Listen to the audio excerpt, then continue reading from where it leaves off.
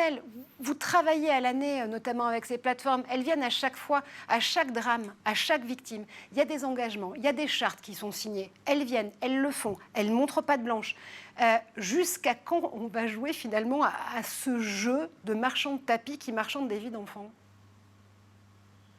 En fait, le problème, c'est que alors, il y a des choses qui ont été mises en place. Il y a des choses qui ont été mises en place, mais elles ne sont pas forcément aussi connues des utilisateurs et les utilisateurs, sans le savoir, les contournent. Je vais donner un exemple très concret. Nous, on est en contact de parents ou d'enfants qui nous disent très régulièrement, enfin d'enfants, je parle d'adolescents qui devraient même je parle seulement des adolescents qui ont l'âge pour être sur les réseaux sociaux.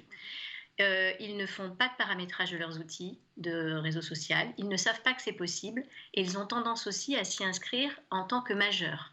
Et leurs parents leur conseillent parfois de s'inscrire en tant que majeurs, pensant ainsi davantage les protéger, notamment de prédateurs sexuels. C'est pas un bon réflexe, parce que les plateformes ont mis en place des paramètres par défaut qui protègent davantage les mineurs, par exemple. Alors, ça ne protège pas totalement du cyberharcèlement, mais déjà, si on a des bonnes pratiques de paramétrage, si on sait que l'on peut filtrer ses commentaires, ça permet aussi de se protéger.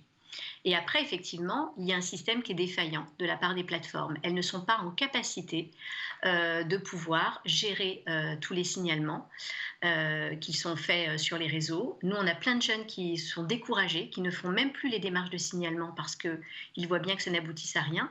Et ce qui est parfois très dur aussi, c'est que quand ils vont faire un signalement, ils vont avoir accès à une liste de propositions, parce qu'il faut pouvoir qualifier son signalement, et on va leur répondre que ce qu'ils sont en train de vivre, que les insultes qu'ils ont reçues ne sont pas légitimes, ne sont pas signalables. Le terme est peut-être pas très français, mais et ça c'est très très dur. Donc on voit bien qu'il y a un système effectivement qui n'est pas encore en place, et très certainement les moyens humains, les moyens de modération ne sont pas encore au rendez-vous, ça c'est certain.